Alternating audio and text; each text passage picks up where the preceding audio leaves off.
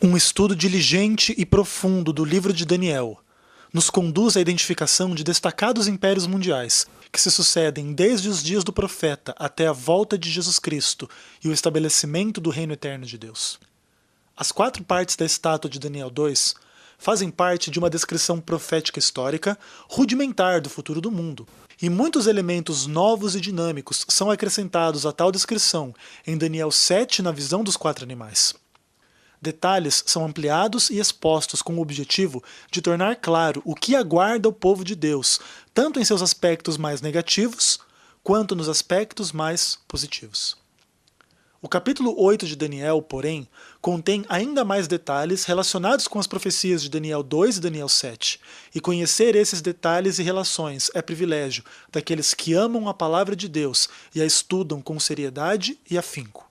Na visão do capítulo 7, os impérios mundiais são descritos como animais ferozes.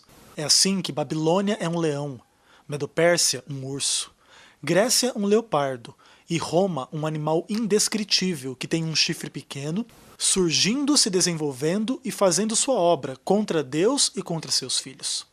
O capítulo 8 de Daniel começa com uma visão.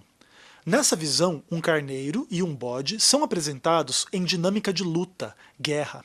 Tais simbolismos são explicados literalmente nas páginas sagradas, portanto, a interpretação é inequívoca e certa.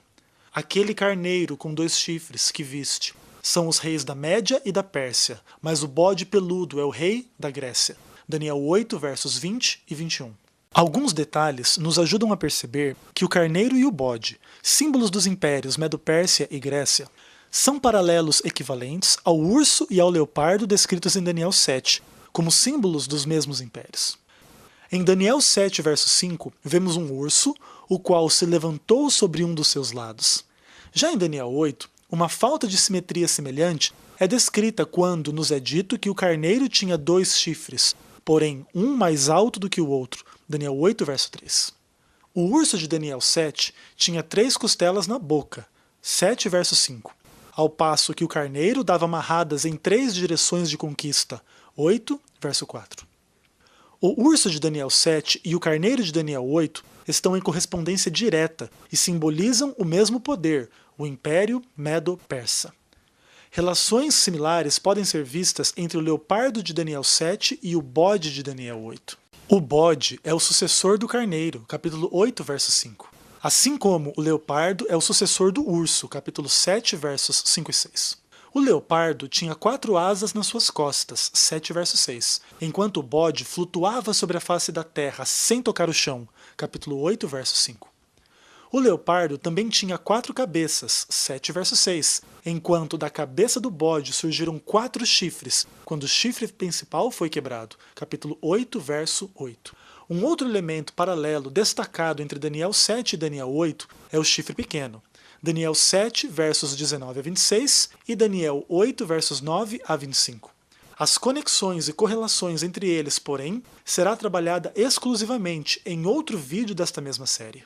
Por fim, de uma forma geral, podemos resumir os paralelos entre Daniel 7 e Daniel 8 da seguinte forma. O urso de Daniel 7 é paralelo ao carneiro de Daniel 8. Assim como o leopardo de Daniel 7 é paralelo ao bode em Daniel 8. As 4 cabeças do leopardo são paralelos aos 4 chifres que surgem do bode. O animal indescritível em Daniel 7 é paralelo à obra horizontal do chifre descrito em Daniel 8, verso 9. Assim também, o chifre pequeno em Daniel 7 é paralelo à obra vertical do chifre descrito em Daniel 8, verso 10.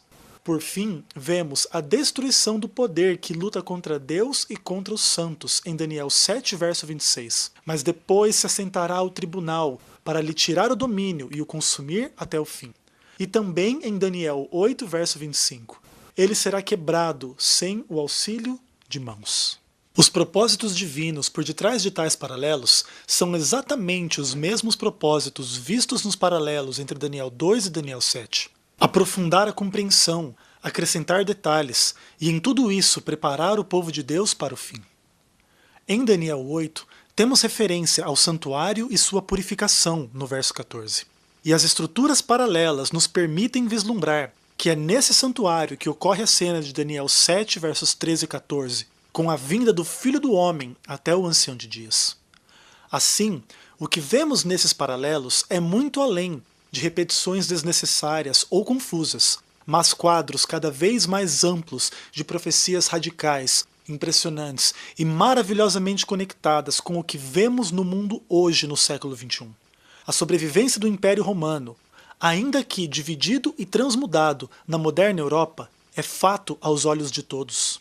A tentativa de apropriação de prerrogativas do imperador romano, sob o disfarce de um bispo, o Papa da Igreja de Roma, é igualmente visível na teologia e prática de uma igreja que jamais deveria ser chamada de cristã, pois ela mesma cumpre as profecias como o poder perseguidor, assassino, imoral e blasfemo referente ao chifre pequeno. Essas imagens surgem da profecia de Daniel de forma tão clara e tão antecipada que somente os cegos e surdos à palavra de Deus podem deixar de se impressionar com tal descrição da realidade. Por detrás de símbolos e paralelismos complexos, se escondem verdades cristalinas e plenamente acessíveis àqueles que têm coração sincero. O objetivo do estudo de tais fatos é criar uma consciência histórica e espiritual para que haja um preparo efetivo para o pouco da profecia que ainda deve se cumprir até a volta de Jesus Cristo.